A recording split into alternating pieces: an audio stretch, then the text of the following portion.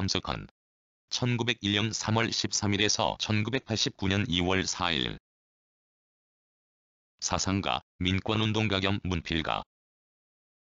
명동사건, YWCA 위장결혼식 사건에 연루되어 재판에 회부되는 등 많은 탄압을 받았다. 폭력에 대한 거부, 권위에 대한 저항 등 평생 일관된 사상과 신념을 바탕으로 항일, 반독재에 앞장섰다. 1901년 평안북도 용천군 불화면에서 출생하였다. 부친은 한의사였으며 주변에서 신망이 높았던 사람으로 알려져 있었다. 당숙부 함일형이 세운 삼천지에서 한학을 수학한 후 1914년 덕일학교를 졸업하였고 1916년에 평양고등보통학교를 다니다가 3.1운동에 가담하였는데 이때 학교 교육에 실망하여 학교를 그만두고 낙향하였다. 이후 1923년에는 오산고등보통학교 3학년에 편입하여 들어갔는데 이곳에서 민족에 대한 의식이 성장하였고 기독교를 접하게 되었다. 일본 유학.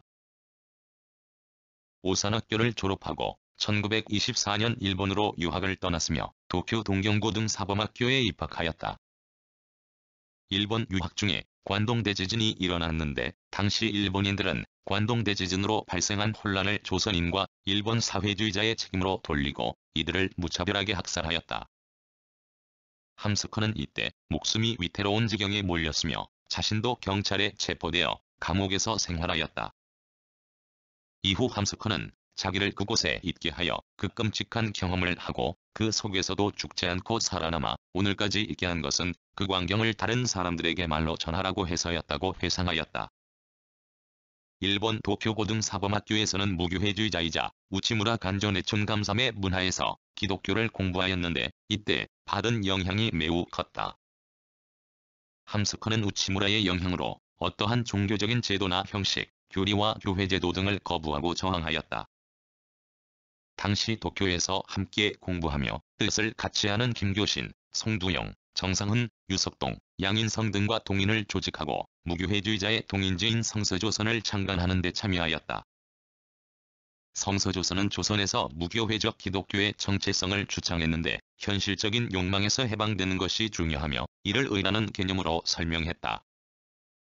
당시 함께했던 인물 중에는 함경도 함흥 출신인 김교신이 있었으며 그와 평생지기로 지내게 된다.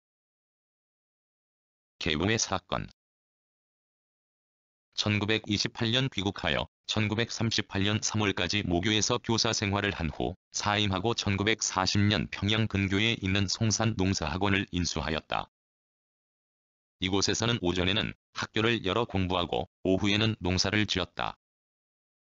하지만 계우의 사건으로 평양대동경찰서에 체포되어 1년간의 옥고를 치렀다. 계우의 사건은 송산농사학원의 전 원장이었던 김두혁의 항일운동으로 관련자들이 체포되었는데 이때 함석헌도 체포되었다. 성서조선 사건. 1942년에는 조선에 돌아와서 계속 발행했던 종교지 성서조선지가 일본의 탄압으로 폐간되는 사건이 일어났다. 1942년 3월호에 실린 글을 문제삼아 발행인과 독자들 수십 명이 체포되어 투옥되었다. 이때 함석헌도 체포되어 또다시 1년을 서대문경찰서 감옥에서 미결수로 복역하였다. 이듬해 졸업하여 8.15 광복 때까지 은둔 생활을 하였다.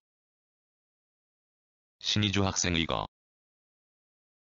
광복이 되자 용암포자치위원회 위원장, 평북자치위원회 문교부장이 되었으나 같은 해 11월에 발생한 신의주 학생의거의 배후 인물로 지목되어 소련 당국에 의해 체포, 투옥되어 고문을 당하기도 하였다.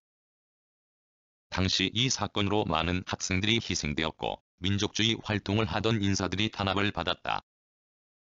그중 상당수의 사람들은 시베리아로 끌려갔다.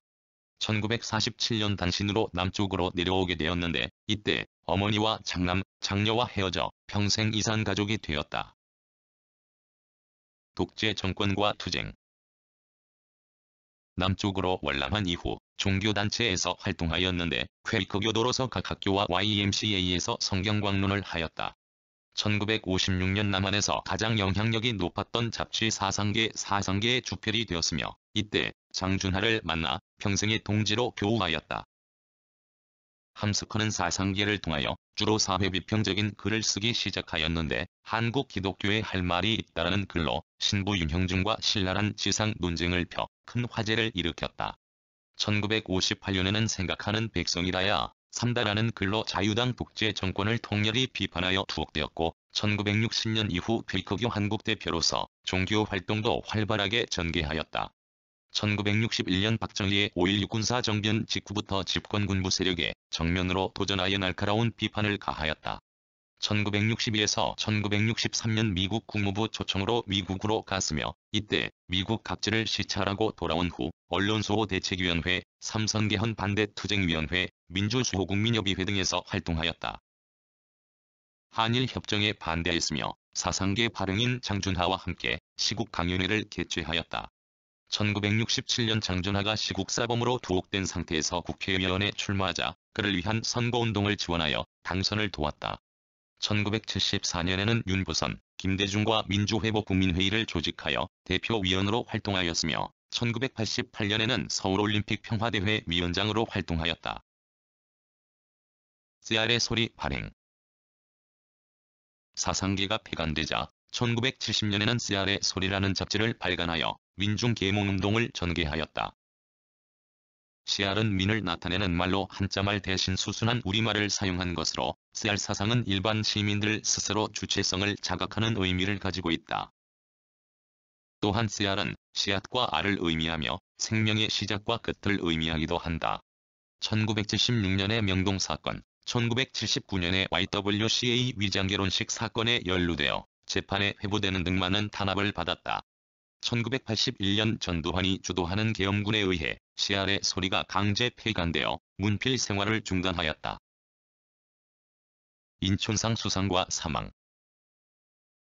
1984년 10월에 창당된 민주통일국민회의 고문을 지냈으며 1987년 제1회 인촌상을 수상하였다.